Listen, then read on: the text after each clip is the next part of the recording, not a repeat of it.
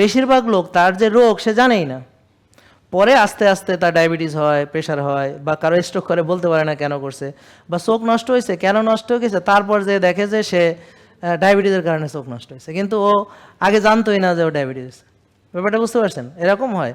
তা আমরা আপনাদের জন্য একটু সবাইকে, আপনারা কাইন্ডলি, তোমরা বিশেষ করে যারা তরুণী আছো, সবাইকে বলতে হবে যে যারা আপনারা সুস্থ আছেন তারা এখানে আসবেন, কারণ আপনি এখনও রোগী হননি।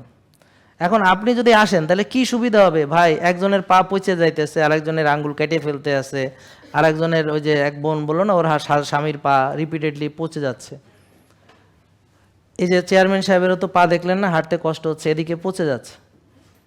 আমার কথা বুঝতে পারছেন? কিন্তু ডাক্তাররা কি করবে, পরে কিন্তু পাটা কেটে ফেলে দিবে। ভাই বুঝতে পারছেন? এই পাটা বাঁচাইতে হবে, আপনার পা বাঁচানো এবার আমাদের সবার দায়িত্ব, কিন্তু আগে নিজের দায়িত্ব, নিজের মুখটাকে আমার করতে হবে।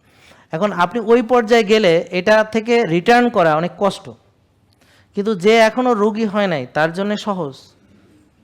এজন্যে আমি বলবো একটা চ্যালেঞ্জ, যে আপনি রোগী হচ্ছেন কিনা আপনি এই পরীক্ষাগুলো করে আপনি বুঝতে পারবেন।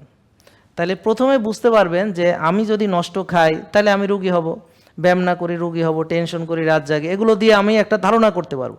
কিন্তু মানুষ ধারণা করতে পারে না এবং কল্পনা করতে পারে না তার ফিউচারটা এবং তার কনসিকুয়েন্সে একা একা বুঝতে পারে না, কারণ বুঝলে সে সতর্ক হইতো। কারণ আমরা সবাই জানি মারা যাব, কিন্তু কবরের প্রস্তুতি তেমন লোক নেয় না, আখেরাতের চিন্তা করে না। দুনিয়ার বিজনেস নিয়ে এসে যতটা ভাবে, আখেরাতের বিজনেস নিয়ে এসে অতটা ভাবে না, কবরের বিজনেস নিয়ে ভাবে না। সে জাহান্নামে নাকি জান্নাতে যাবে, কবর আলোকিত থাকবে না, এগুলো নিয়ে এসে চিন্তাই করে না, কিন্তু সবাই জানে সে মারা যাবে। জেকে লাইফস্টাইল লিমিটেড, ওষুধ মুক্ত সুস্থ জীবন।